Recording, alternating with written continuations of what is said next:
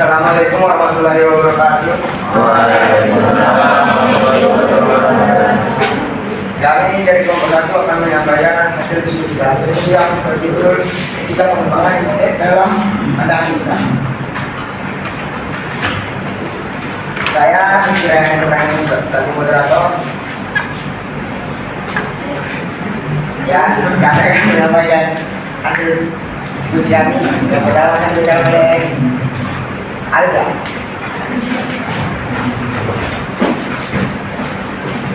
Baik,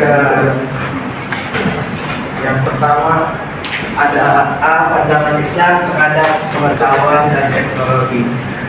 Dengan kemajuan teknologi yang sekarang ini yang sudah berkembang dengan pesat, seperti radio, televisi, internet, alat komunikasi, dan barang mewah lainnya telah menjadi lebih umum dan menerapkan berbagai jenis hiburan untuk orang tua, anak-anak, dan remaja. Pandangan Islam tentang teknologi yang sudah sangat berkembang pesat ini sudah ada pada masa-masa dahulu dan memang mengajarkan kita sebagai umatnya untuk selalu mencari tahu semua kebenaran di dalam dunia ini. Tetapi mencari kebenaran dalam dunia ini tidak boleh melanggar syariat-syariat dalam agama Islam. Dan Islam tidak pernah menutup diri untuk menerima modernisasi dan perkembangan zaman. Oleh karena itu, perkembangan teknologi saat ini yang sangat cepat adalah hal yang wajar dan yang dapat kita terima sebagai umat Islam selama masih sesuai dengan ajaran Islam. Selanjutnya dibacakan Andika. Jadi perlunya anak Islam dalam menerapkan teks pertama mengadopsi akidah Islam sebagai paradigma ilmu pengetahuan berparadigma sekuler seperti yang ada pada saat ini. Umat Islam harus mengadopsi paradigma ini. Paradigma Islam ini berpendapat bahwa akidah Islam harus digunakan sebagai landasan pemikiran atau akidah fikriyah untuk seluruh struktur ilmu pengetahuan. Ini tidak berarti bahwa agama Islam adalah sumber semua ilmu pengetahuan. Sebaliknya, itu adalah standar untuk semua ilmu pengetahuan yang sesuai dengan keyakinan Islam dapat diterima dan diamalkan. Sedangkan ilmu pengetahuan yang bertentangan dengan keyakinan Islam harus ditolak dan tidak boleh diamalkan. Kedua, menetapkan syariat Islam yang berasal dari akidah Islam sebagai standar untuk penggunaan teknologi dalam kehidupan sehari-hari.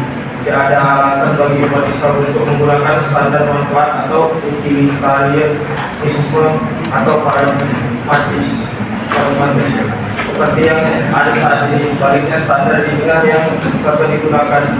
Standar syariah ini menentukan hal halal atau haram untuk syariah Islam sebagai dasar pemanfaat iptek. Selama iptek diizinkan oleh hukum Islam, umat Islam dapat menggunakan. Namun jika hukum mengharamkan suatu bagian iptek, umat Islam tidak boleh menggunakannya terlepas dari manfaatnya yang sementara untuk memenuhi kebutuhan manusia. Selanjutnya akan dilakukan oleh Bowo.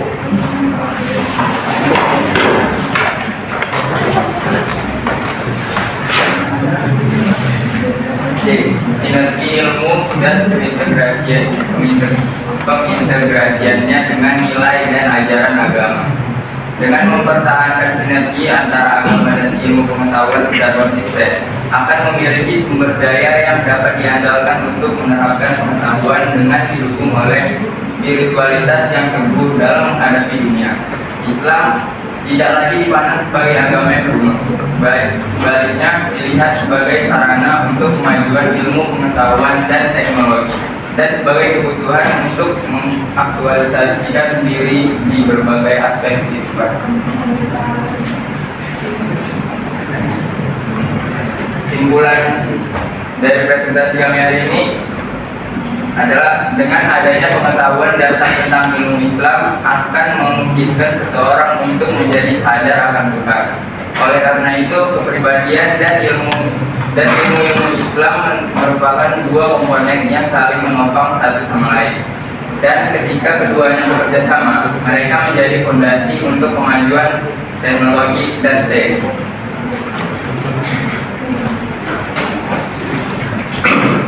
Demikian hasil kesempatan ini. Jika ada teman-teman yang bertanya, kalau persilakan. Assalamualaikum warahmatullahi wabarakatuh. Nama saya adalah Rizky Fairwa dengan NPM 22021019. Jadi saya mau tanya ke kelompok 1 mengenai pandangan Islam terhadap ilmu pengetahuan dan teknologi. Mengingat zaman sekarang itu kan udah ada AI. Nah, bagaimana etika Islam itu dapat diterapkan dalam pengembangan teknologi kecerdasan buatan kayak AI itu? Karena mengingat kan AI itu memiliki potensi untuk mengambil alih keputusan. Sedangkan AI ini kan, sedangkan dalam Islam itu kan setiap tindakan manusia harus sesuai dengan nilai keadilan kayak yang dimaksud kalian. Keadilan, kemaslahatan, amanah, dan tanggung jawab. Jadi bagaimana kita memastikan AI itu juga mengakui prinsip-prinsip itu?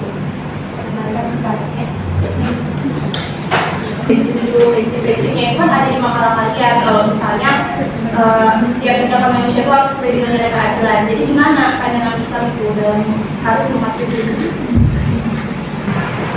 Saya Rizky Fairwa NPM 22021019.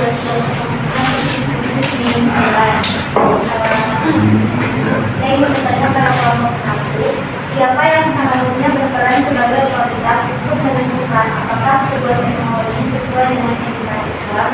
Itu ada di halaman 2 poin B, perlunya akal Islam dalam menjalankan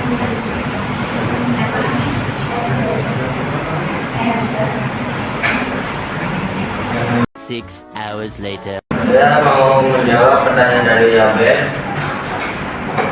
Pertanyaannya itu gimana etika Islam itu dapat diterapkan dalam pengembangan teknologi AI yang biasanya itu tidak memiliki hati nurani atau akal pikiran untuk mengambil keputusan. Ya. Kemudian itu bagaimana cara memasukkan nilai keadilan, keberlanjutan, dan kebermaslahatan. Itu kan dari prinsip-prinsipnya itu kan, yang kau bilang dari prinsip-prinsip etika diterapkan ke dalam AI itu, ya kan? Diterapkan ke AI itu kan.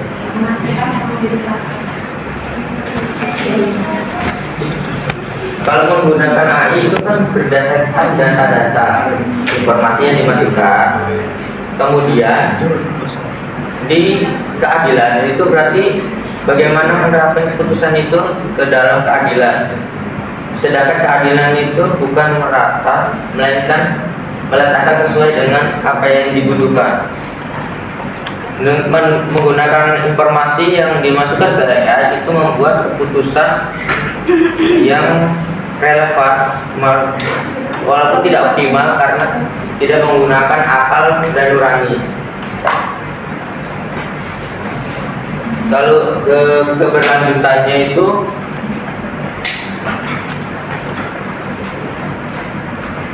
AI sedikit bisa meniru emosi manusia. Jadi kalau misalnya dengan perkembangan zaman yang terus berlanjut, kemungkinan AI bisa meniru emosi manusia walaupun tidak sempurna. Jadi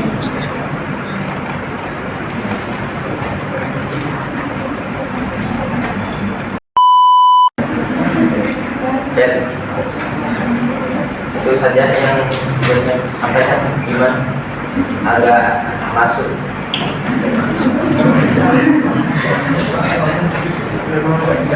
Berarti penerapan etika Islam ini dalam pengembangan kecerdasan buatan AI itu diusahakan setiap sistem AI itu harus memiliki prinsip-prinsip tersebut. Iya. Prinsip Islam kan itu. sama juga dalam pengembangan teknologi. Iya. Itu berarti.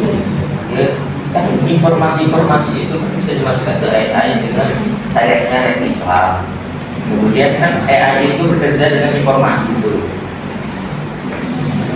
Jadi sistem AI ini Iya. Baik, saya akan menjawab pertanyaan dari Ebja. Siapa otoritas yang berperan atau menentukan teknologi itu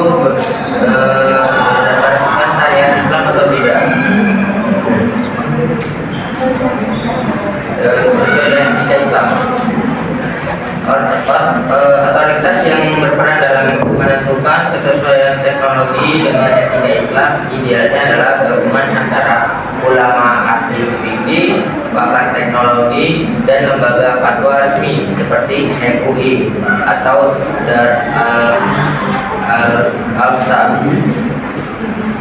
al-Ifta. Mereka perlu bekerja sama secara multidisipliner untuk memastikan bahwa teknologi tersebut sesuai dengan prinsip-prinsip syariah dan maqasid syariah dengan pendekatan ijtihad kolektif agar keputusan yang diambil relevan, adil, dan tidak menimbulkan mudarat.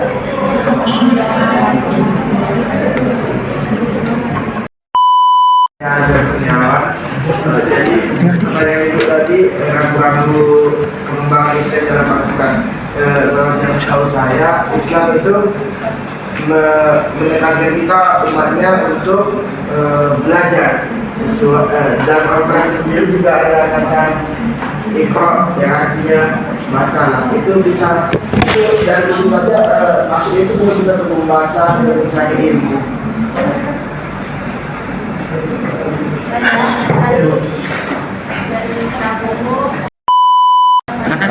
Nanya kenapa penulis mengungkapkan umat Islam masih sibuk memperdebatkan hal seperti mulut kita jikir pada sholat sehingga Islam tertinggal dalam umat padanya, ya kan?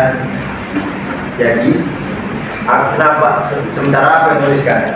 Kenapa aku menulis ini? Karena ini tuh bentuk kritik kepada umat kita sendiri, karena kita cuma memperdebatkan hal-hal yang kecil, padahal ada di luar sana yang lebih besar. Seperti inilah maksudnya yang ada di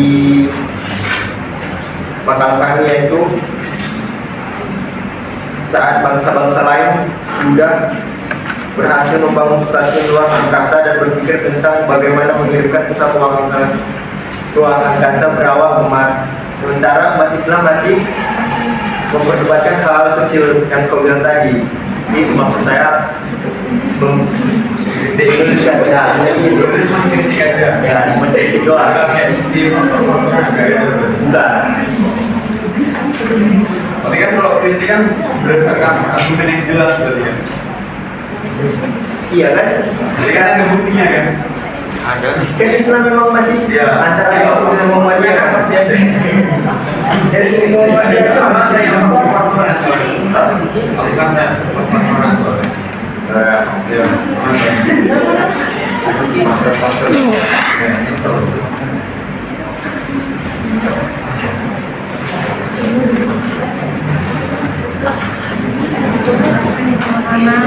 Faktor pertama itu sudah jelas perbedaan, kan, perbedaan pendapat antara ya faktor yang bisa Muhammadiyah dan saya kan. Terus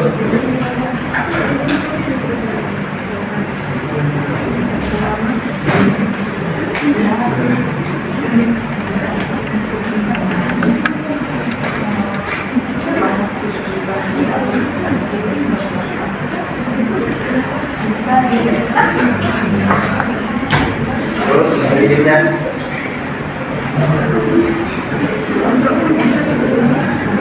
ini kan investasi dalam riset dan pendidikan di dunia Islam. Terus terbatasnya akses terhadap teknologi modern.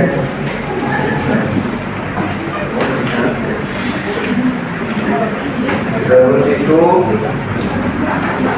kurangnya integrasi antara ilmu, agama, dan sains yang itu memperlambat kemajuan, padahal Islam dulu itu lebih maju daripada bangsa-bangsa lain.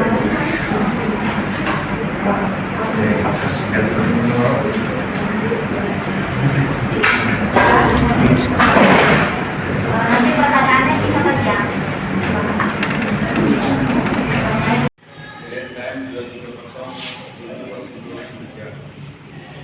Kalau itu kan penulis menuliskan bahwa umat Islam masih sibuk memperdebatkan hal-hal seperti bunuh, bid'ah, dan zikir sholat, sehingga Islam tertinggal dengan umat lainnya yang tidak dengan teks.